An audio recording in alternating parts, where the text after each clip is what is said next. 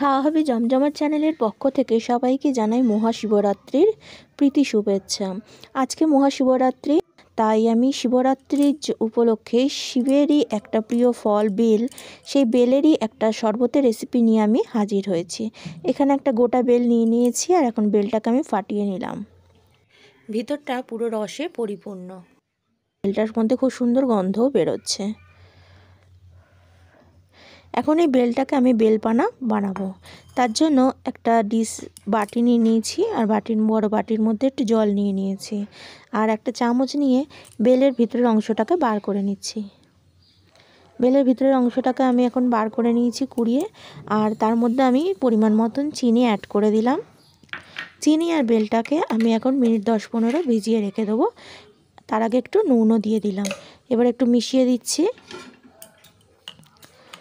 মিশিয়ে দেওয়া হয়ে গেল। এবার এটাকে আমি 10-15 মিনিট চাপা দিয়ে বেলগুলোকে নরম হতে দেবো।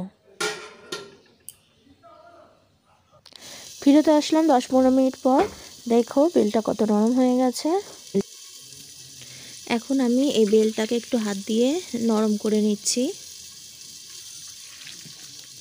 বেলটা ভিজে নরম হয়ে গেছে আর বাকিটাকে আমি হাত দিয়ে সুন্দর করে একটু নরম করে নিচ্ছি।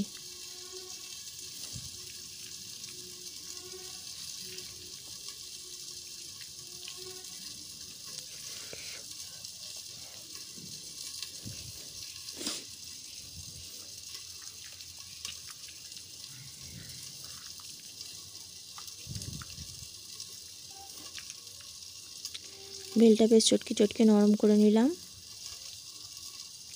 বেলটাকে সুন্দর করে এরমভাবে নরম করে নেব। আর বেলের গায়ের মধ্যে যে সুতো সুতো অংশগুলো থাকে আর দানাগুলো থাকে সেগুলোকে আমি হাত দিয়ে বেছে নিচ্ছি। এখন দেখো বেলটা থেকে আমি সমস্ত দানা সুতোগুলোকে বার করে বেছে নিয়েছি। আর শরবতটা কত সুন্দর হয়ে গেছে। একটা হাতা দিয়ে আমি ভালো করে এটাকে একটু মিশিয়ে দিচ্ছি। এবার একটা জগের মধ্যে আমি এটাকে একটু ঢালা উপর করে নেব, ফাটিয়ে নেব ভালো করে। তাহলে বেলের শরবতটা বেশ খেতে ভালো লাগে। একটু ঢালা উপর করে নিলে সুন্দরভাবে মিশে যায় আর তাতে থিকনেসটাও বেলের একটু বেড়ে যায় অনেকটা। তবে আমি এটা ছাঁকনি দিয়ে ছাঁকবো না, কারণ এর ফাইবারটা বেরিয়ে গেলে উপকারিতাটা অনেকটাই বেরিয়ে যায়। সেই জন্য আমি হাত দিয়ে যতটা সম্ভব বেলটাকে আমি ছেঁকে নিয়েছি।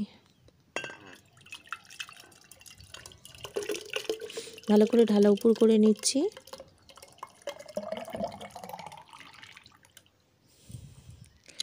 দুবার আমি এরমভাবে ঢালা উপর করে নিলাম। এবার একটা ট্রে নিয়ে তাতে দুটো কাঁচের গ্লাস নিয়ে নিচ্ছি সার্ভ করব বলে। এখন আমি গ্লাসের মধ্যে ঢেলে নিচ্ছি।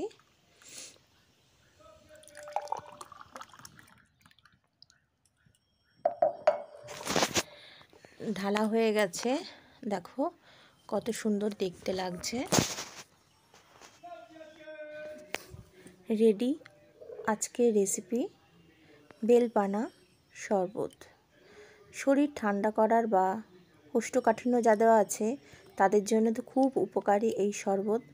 আর হর হর মহাদেবের প্রসাদের একটা অংশ এটাও।